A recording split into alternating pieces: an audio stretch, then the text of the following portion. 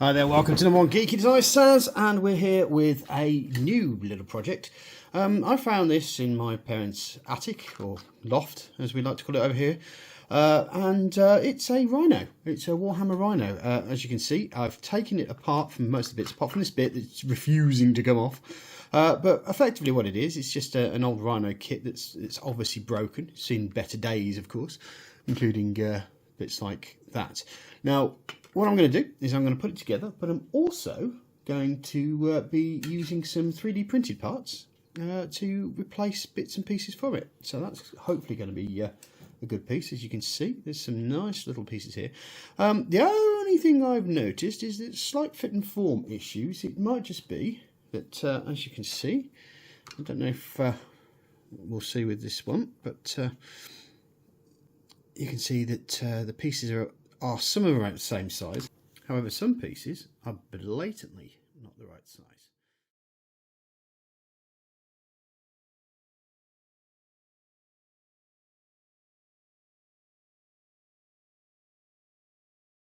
As you can see, the kit was a sprued kit with all the little bits and pieces on there. I haven't taken off the stuff that I don't need to take off, like the lights, for example.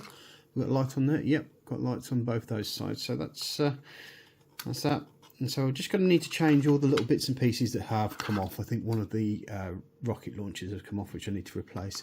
So what we're just doing is we're just putting this together and gluing it back, putting all the bits and pieces back inside, and hopefully we will have ourselves a working Rhino that looks the business. Let's get on with it.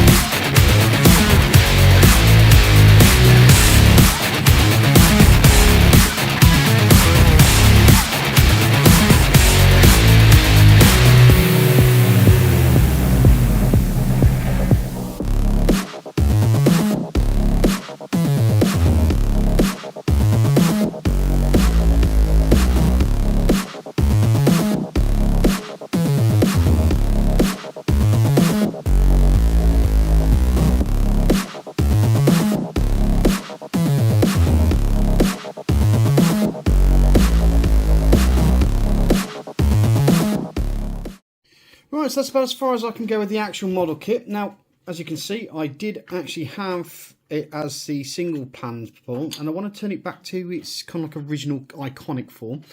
Also, I don't have any replacements for this, so I've actually just 3D printed a part to go on there instead. So what we're going to do is just put those things. Now, the other problem is that to make that up, you take out this middle post here.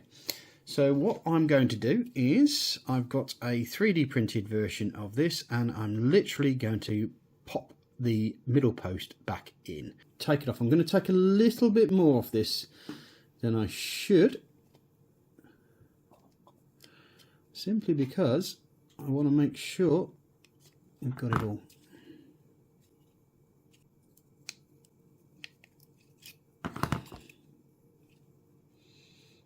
There we go. And the nice thing is, because the layer lines, I can just take that off just like that.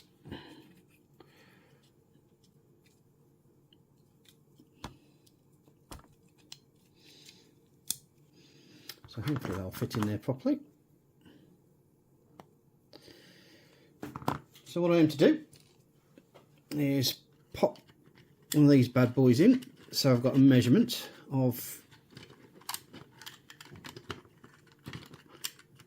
where the one door's supposed to be, and then I can possibly just glue that in behind, or even, if I'm lucky, be able to glue that together first and pop it in. But what we'll do is we'll carry on with that without me saying too much.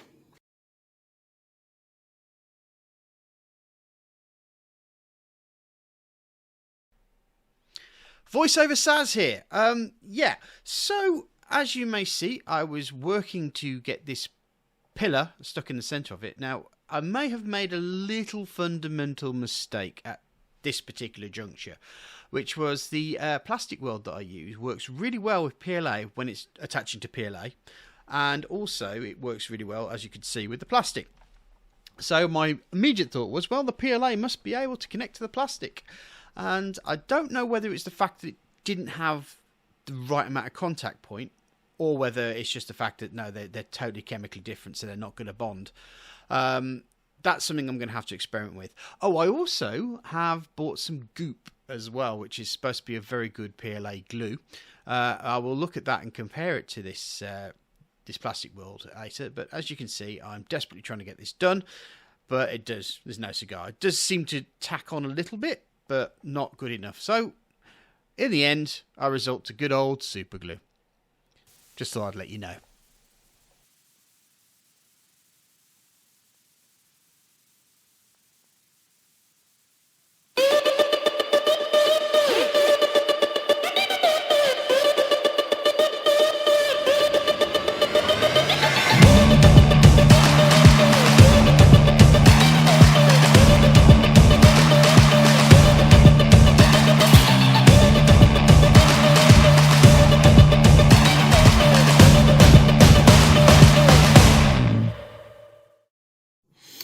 Right, I've had to do some serious fit and form stuff on there. I don't know if you can see it, but what I did was just compared it against there and found where the kinks were.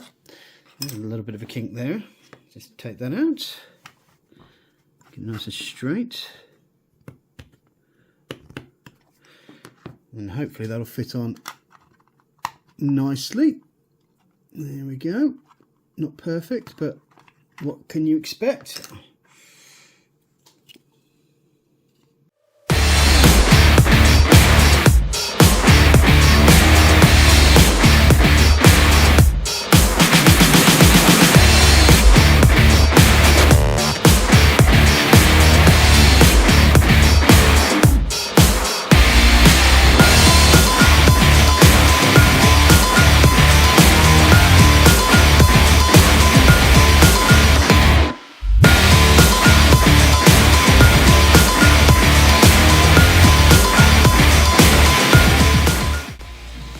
Seems that this part is too big to fit on there as well, because it won't fit in between the 2 points, so we're going to have to do a little bit of work on that one as well. We'll just shave it down a little with the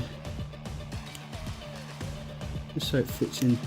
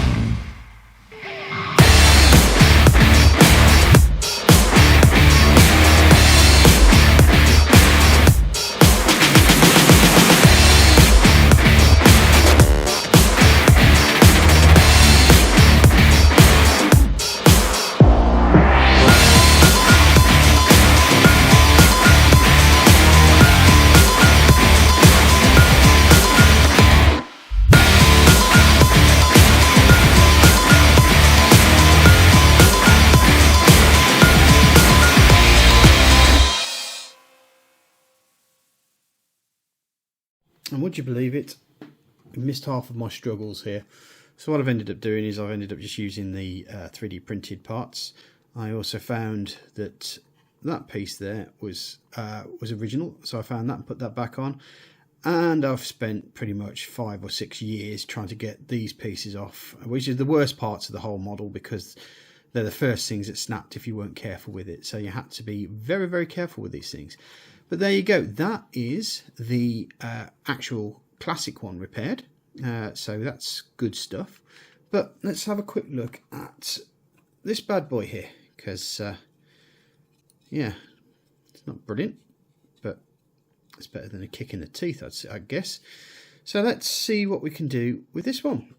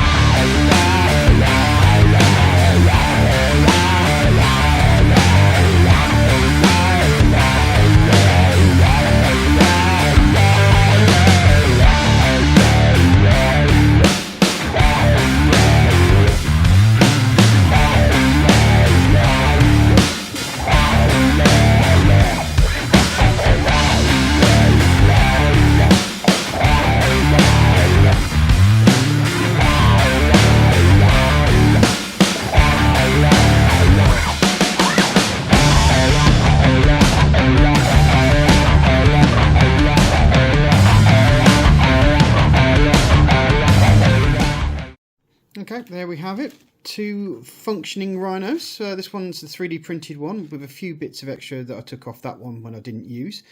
And this one has got obviously a few 3D printed parts on it as well, just to make it through. So just effectively, using a 3D printer, I've managed to create 2 rhinos. They've got to go painting now. Voiceover Saz here again. As you can see, I've used the old baby powder and resin trick to help get out some of the lines, the panel lines, from the 3D printer. So effectively what you do is you mix the baby powder and the part together and you put it there, and it will fill the lines in, as hopefully leave a bit of a smooth thing. You do have to sand it back, and unfortunately because this is such a delicate thing, I'm going to have to be very careful with this. So I probably won't be able to show you any painting this time, because I'm going to have to spend a good few weeks making sure that this is perfectly smooth for painting. So as you can see, I grab the UV light and put it over there, and within a few seconds that is now hardened. So that's good stuff. Anywho, as I'm going to leave it there, just want to say thank you very much for watching. If you could press the like and subscribe button, and also just put a comment down or ask me questions and so forth, that'd be absolutely fantastic.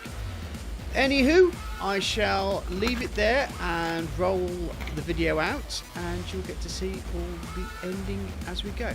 Take care guys, thanks for watching, bye bye.